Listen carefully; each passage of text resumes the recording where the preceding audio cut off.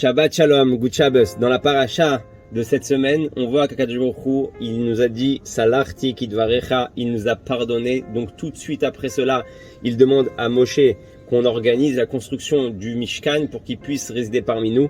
Donc Baruch Hashem, après une faute aussi grande comme la faute du Vaudor, Akadosh Baruch Hu, malgré tout, il a accepté notre tchouva. Maintenant, c'est quoi la tchouva? Une fois, le Rav Mendel Futterfass, il a dit dans un Farbrengen qu'il était lui témoin d'une histoire qu'il a vue de ses propres yeux. Étant donné qu'à cette époque-là, il était recherché par le KGB de l'époque, car il dévoilait le judaïsme un peu partout dans toute la Russie. Donc il ne pouvait pas rester dans un endroit plus que quelques jours. Donc en fait, il allait, Baruch Hashem, de famille en famille, et il a dit, Baruch Hashem, j'ai eu le mérite d'avoir des familles qui m'ont accueilli, qui m'ont donné où dormir, où manger. Et donc comme ça, il vagabondait un petit peu, tous les semaines, tous les mois, il changeait d'endroit pour pas se faire attraper. Et il raconte qu'une fois, il est arrivé dans une maison où malheureusement, une des enfants est tombée malade. Et donc le docteur est venu sur place et il lui a dit, voilà madame, vous avez 3 crèmes à mettre sur la peau de l'enfant. Vous mettez la crème, la première, vous nettoyez, vous attendez un petit peu, vous mettez la deuxième et ensuite la 3e.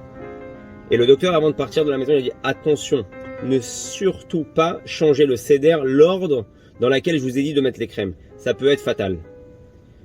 Donc le Rav Mendel Futterfass, il entend ça, il continue sa vie. Et au bout de quelques jours, il entend des cris, des hurlements dans la maison.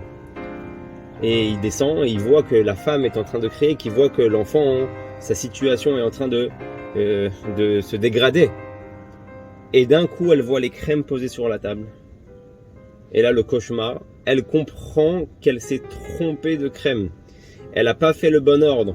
À cause de ça, l'enfant a commencé à se sentir mal. Et elle criait, qu'est-ce que j'ai fait? Qu'est-ce que j'ai fait? Qu'est-ce que j'ai fait?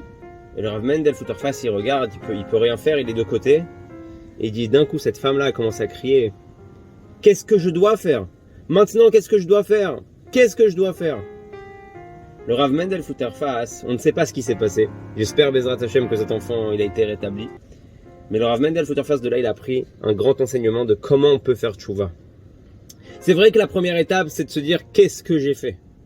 Pourquoi j'ai fait ça? Qu'est-ce qui m'a pris de faire une chose pareille? Mais souvent, on s'arrête à cette étape-là. La vraie question qui vient tout de suite après, c'est qu'est-ce que je dois faire? Si on se lève le matin et qu'on se dit, qu'est-ce que je dois faire? Qu'est-ce que je vais faire maintenant pour améliorer mes actes que j'ai commis, mes choses que j'ai fait ou des choses que je n'ai pas fait? Il faut profiter de faire un maximum de choses. Donc en réalité, on est dans la vraie tchouva. Ça, c'est la paracha de la semaine. Akadosh Baruch Hu, tout de suite après le Vaudor, il nous dit quoi faire. Et Baruch Hashem, l'Am Israël, il se met au travail et plus qu'il en faut. Et ça a emmené la slicha et la mechila et la kapara. Et Baruch Hashem, on a eu le mérite aussi d'avoir Yom Kippour ce jour-là. Donc Bezrat Hashem, j'espère qu'on ait le mérite juste avant Pessah de faire une tchouva amitit, une vraie tchouva comme il se doit, pour que Mashiach puisse se dévoiler techef ou miyad mamash. On dit, au mois de Nissan, on a été délivré. Au mois de Nissan, on sera libéré, Bezrat Hashem. On espère que ça se passe tout de suite. Good Shabbos.